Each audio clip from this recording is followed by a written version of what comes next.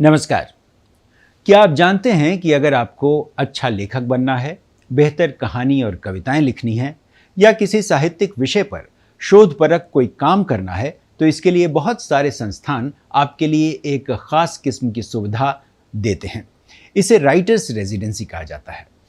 पहाड़ की वादियों में या किसी शांत खूबसूरत जगह पर आप 2-3 हफ्ते बिताएं और अपने लेखन प्रतिभा में 4 चांद लगाएं। यहाँ आपकी कल्पनाएं आकार लेंगी, शब्दों में ढलेंगी और आप अपनी एक कृति तैयार कर लेंगे। यहाँ आपके साथ कुछ नामी गिरामी साहित्यकार भी हो सकते हैं, कुछ ऐसी हस्तियां भी हो सकती हैं जो आपको लिखने पढ़ने की कला सिखाने के लिए बुलाए जाते हैं। ऐसा ही एक राइटर्स रेजिडेंसी का कार्यक्रम इन दिनों खासी चर्चा में है। सोशल मीडिया के मंचों के लिए नया मसाला है। आरोप प्रत्यारोप हैं, चरित्र हनन है, पीड़िता के प्रति हमदर्दी और एकजुटता है, और साहित्य की दुनिया में ऐसी घटनाओं को लेकर बहस मुबाहिसे हैं। आज की अभिव्यक्ति में समझते हैं कि आखिर क्या है ये कहानी और लेखक बनने के लिए आखिर क्यों जरूरी है ऐसे रेजिडेंसी कार्यक्रम।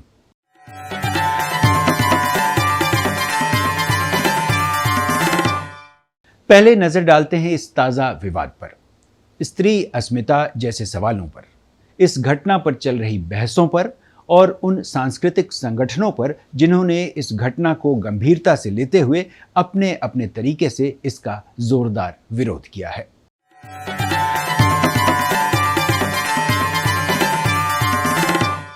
साहित्य जगत में दिलचस्पी रखने वाले लोगों ने नई धारा पत्रिका का नाम जरूर सुना होगा। 75 सालों से निकल रही है। 1950 में राजा राधिका रमण प्रसाद सिंह के संरक्षण में यह पत्रिका निकलनी शुरू हुई। पटना में राजा साहब का विशाल बंगला है सूरजपुरा हाउस। 75 साल पूरे होने पर नई धारा ने पहली बार एक राइटर्स रेजिडेंसी की योजना शुरू की। 6 हफ्ते तक चलने वाले इस कार्यक्रम के तहत कुछ प्रविष्टियां आईं और निर्णायक मंडल के तौर पर ममता कालिया, प्रियदर्शन और जीएन देवी ने मिलकर कृष्ण कल्पित के साथ एक युवा महिला रचनाकार को भी चुना। इनके प्रस्ताव को श्रेष्ठ माना गया और इस कार्यक्रम के लिए इन्हें 6 हफ्ते के पटना प्रवास के लिए बुलाया गया। आरोप है कि वरिष्ठ साहित्यकार कृष्ण कल्पित ने अपने संरक्षण में साहित्यिक गतिविधि के लिए दिल्ली से आई युवा रचनाकार के सामने अमर्यादित मांग रख दी। बताया गया कि सूरजपुरा हाउस के केयरटेकर्स के सामने युवा महिला रचनाकार ने आरोप लगाया कि कृष्ण कल्पित ने न केवल अनुचित मांग रखी बल्कि यहाँ तक कहा कि इसी के सहारे कई महिला रचनाकारों को उन्होंने खड़ा किया है। जाहिर सी बात है, खबर बाहर आई तो सोशल मीडिया में साहित्य जगत को नया मसाला मिला। हालांकि पीड़िता ने न तो कहीं आधिकारिक तौर पर शिकायत दर्ज कराई और न ही अपना नाम सामने लाने को कहा। हालांकि उसने एक ईमेल के जरिए अपनी बात प्रबंधकों तक ज़रूर पहुंचाई। ऐसे में तमाम सोशल मीडिया प्लेटफॉर्म्स पर बहसें होती रहीं। कृष्ण कल्पित के खिलाफ मोर्चा खुल गया और कुछ साल पहले 2 अन्य महिला रचनाकारों के खिलाफ की गई उनकी अमर्यादित टिप्पणियों का हवाला दिया जाने लगा। हस्ताक्षर अभियान तक चलाए गए और तो और प्रगतिशील लेखक संघ ने कृष्ण कल्पित को राजस्थान इकाई के पद से और संगठन की सदस्यता तक से निष्कासित कर दिया। कल्पित के खिलाफ जनवादी लेखक संघ से लेकर जन संस्कृति मंच ने भी बयान जारी किए और उनके बहिष्कार की अपील की।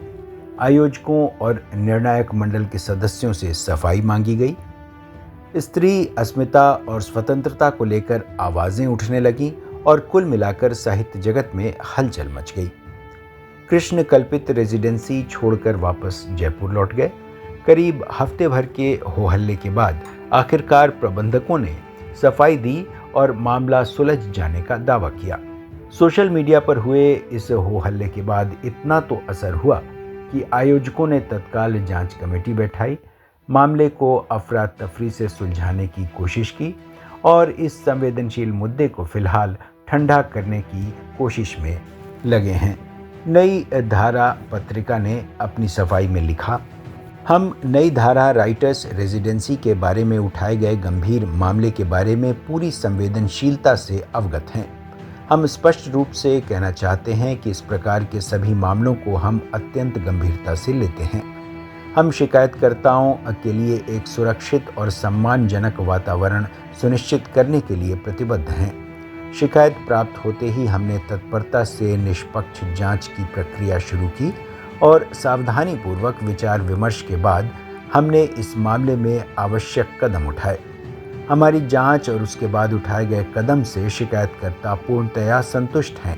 अपने प्रतिभागियों और व्यापक समुदाय द्वारा नई धारा पर जताए गए विश्वास को हम महत्व देते हैं।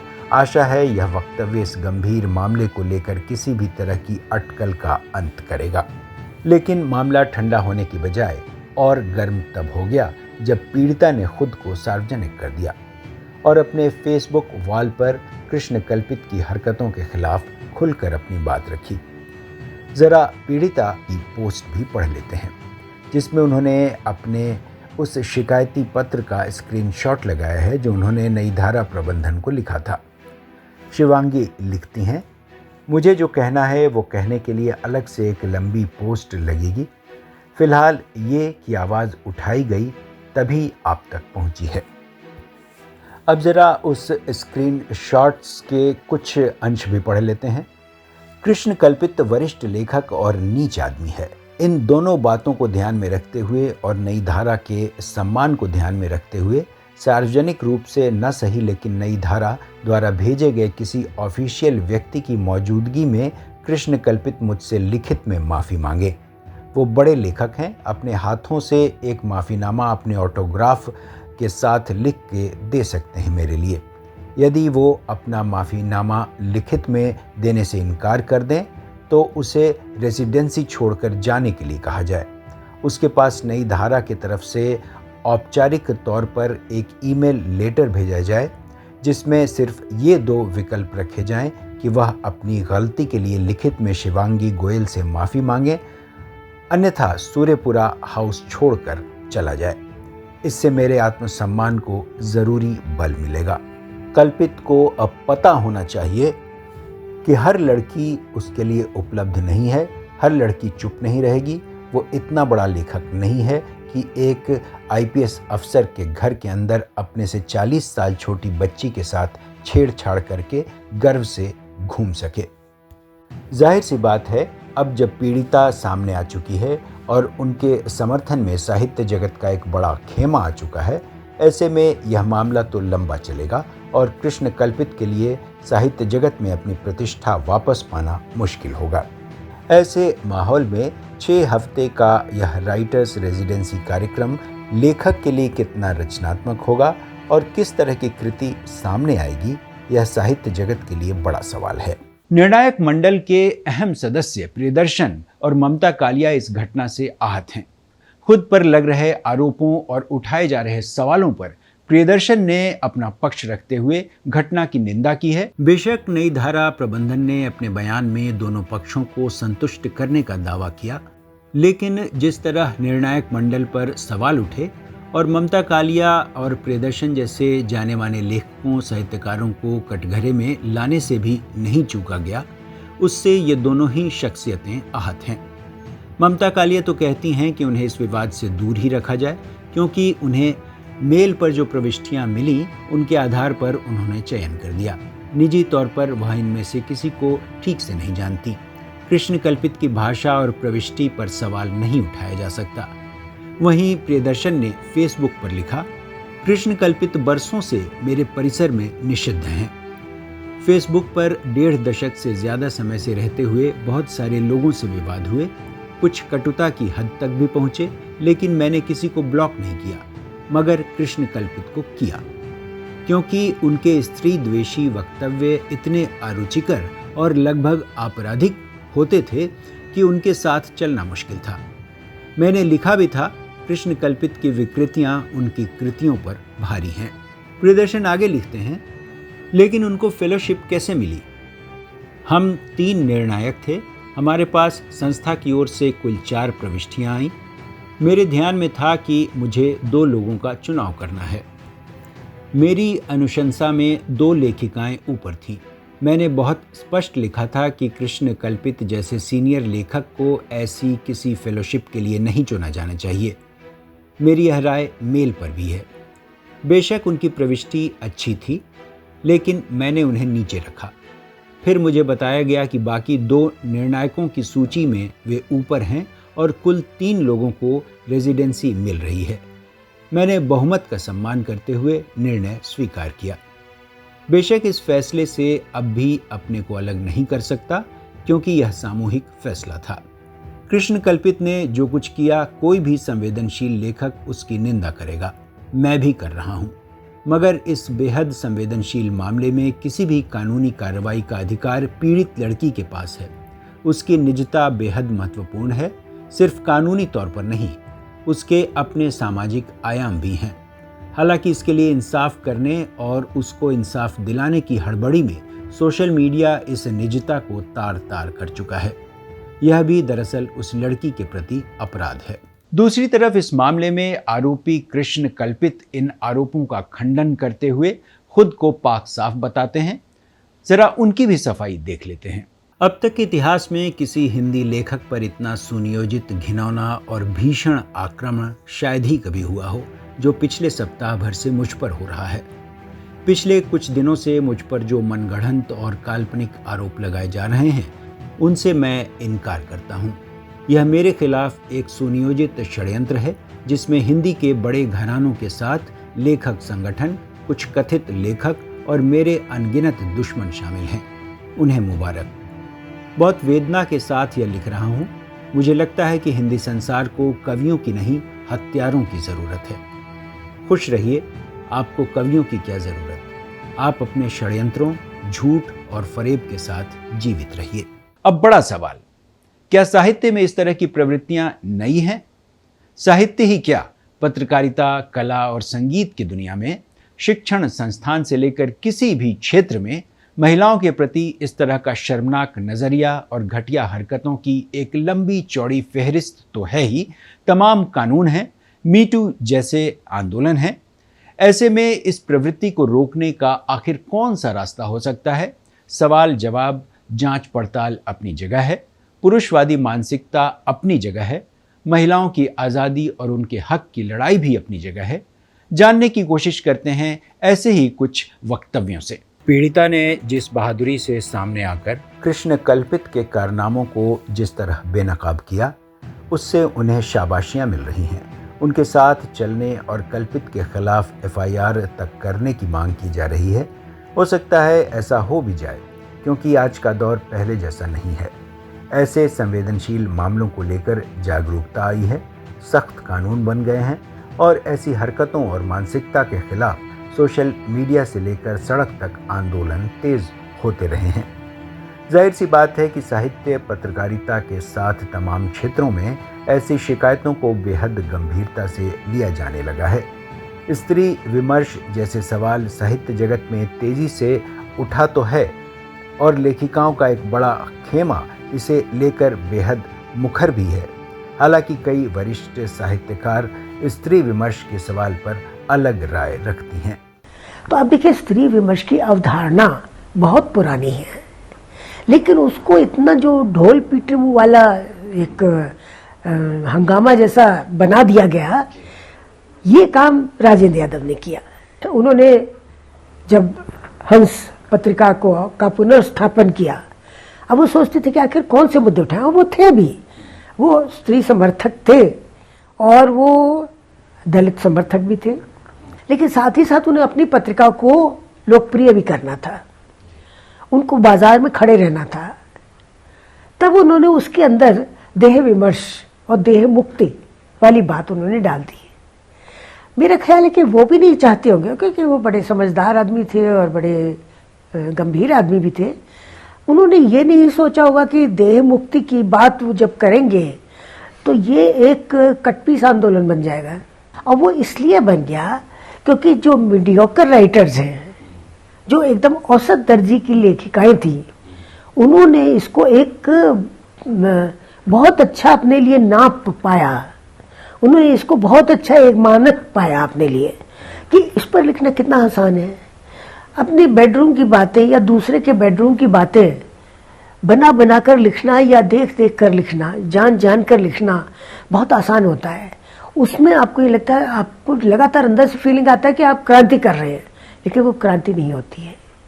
आप एक बार फिर उन्हीं हाथों में चले जाते हैं जिन हाथों से निकलने के लिए आप छटपटा रहे थे। सारा का सारा आंदोलन राजेंद्र यादव के हाथों में चला गया, उनके पास पहुंचा दिया उन सामान्य लेखकों ने और लेखिकाओं ने जिनके लिए इस पर लिखना बहुत आसान था। मैं ये मानती हूँ कि हमारे देश में स्त्री विमर्श एक भटका हुआ आंदोलन है।